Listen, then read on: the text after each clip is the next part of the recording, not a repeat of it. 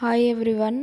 ఈ వీడియోలో నేను బ్రింగ్రాజ్ హెయిర్ ఆయిల్ ప్రిపరేషన్ అనేది చూపించబోతున్నాను. ఇలా అన్హెల్దీగా ఫ్రంట్ బాల్నెస్తో అసలు గ్రోతింగే లేని ఈ హెయిర్ 2 మంత్స్లో హెయిర్ గ్రోత్ అనేది స్టార్ట్ అయిపోయింది. ఇలా ఈ హెయిర్ వాల్యూమ్ అనేది ఇంత థిక్గా అవ్వడానికి రీజన్ హెయిర్ ఆయిల్ ఇంకా మసాజ్. సో ఈ హెయిర్ ఆయిల్ ఏంటంటే బ్రింగ్రాజ్ హెయిర్ ఆయిల్. దీన్ని గుంటగలగ రాకని కూడా అంటారు. సో ఇది మనకు పొలాల దగ్గర దొరుకుతూ ఉంటుంది. అలా ఆ లీవ్స్ అన్నిటిని సపరేట్ చేసుకొని ఇలా మనము పేస్ట్ చేసుకోవాల్సి ఉంటుంది.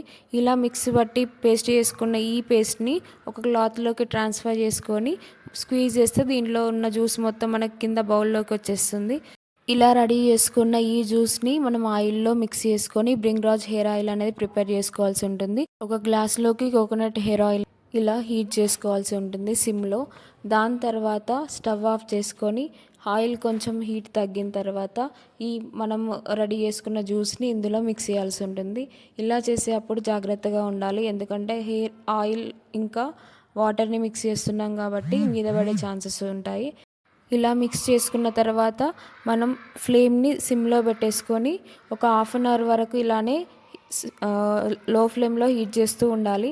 ఇలా హీట్ చేస్తున్నప్పుడు మనకి ఇక్కడ పైన తేలుతుంది కదా, సో ఆ జ్యూస్ మొత్తం పైకి తేలిపోయి వాటర్ సపరేట్ అయిపోయి ఆయిల్ అనేది మనకు ప్రిపేర్ అవుతూ ఉంటుంది.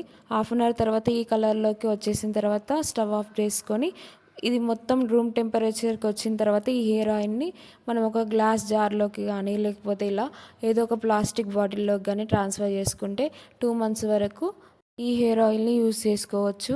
సో అంతే, మనకు బ్రింగ్రాజ్ హెయిర్ ఆయిల్ అనేది రెడీ అయిపోయింది. ఈ హెయిర్ ఆయిల్ ఏదైతే ఉందో చాలా మంచి రిజల్ట్స్ ఉంటున్నాయి. తక్కువ టైంలో ఎక్కువ హెయిర్ గ్రోత్ కావాలంటే ఇలాంటి హెయిర్ ఆయిల్ని ప్రిఫర్ చేయడం best. Thank you for watching. Please subscribe to my channel.